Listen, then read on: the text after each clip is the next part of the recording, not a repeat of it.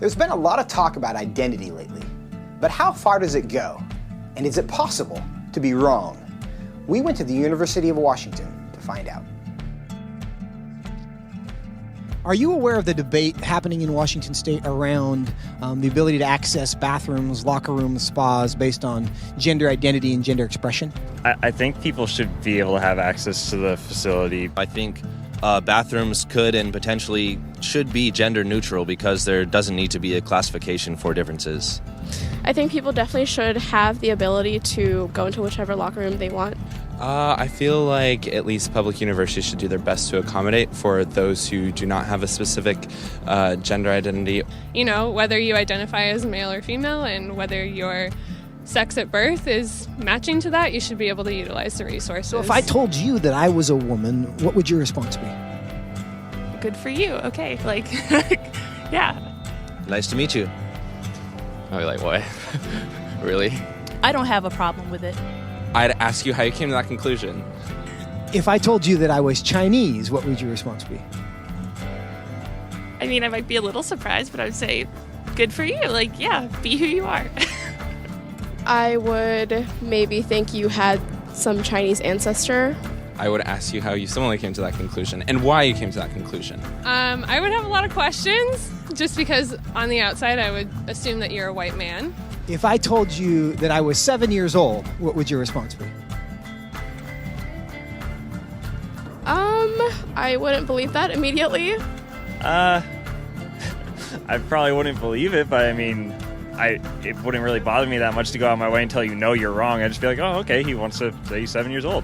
If you feel 7 at heart, then then so be it. Yeah, good for you.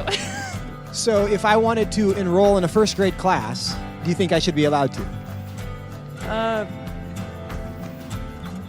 Probably not, I guess. I mean, unless you haven't completed first grade up to this point and for some reason need to do that now.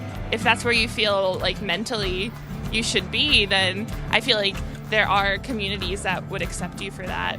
I would say so long as you're not hindering society and you're not causing harm to other people, I feel like that should be an okay thing. If I told you I'm 6 feet 5 inches, what would you say?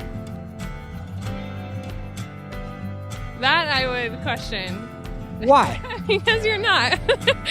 No, I don't think you're 6'5". If you truly believed you're 6'5", I don't think it's harmful. I think it's fine if you believe that. It doesn't matter to me if you think you're taller than you are. So you'd be willing to tell me I'm wrong?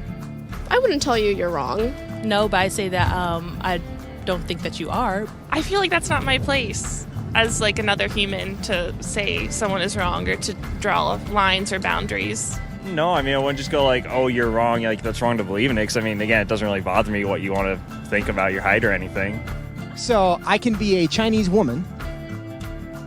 You sure. But I can't be a 6'5" Chinese woman. Yes. If you thoroughly debated me or explained why you felt that you were 6'5", I feel like I would be very open to saying that you were 6'5", or Chinese, or a woman. It shouldn't be hard to tell a 5'9" white guy that he's not a 6'5" Chinese woman. But clearly it is. Why? What does that say about our culture? And what does that say about our ability to answer the questions that actually are difficult?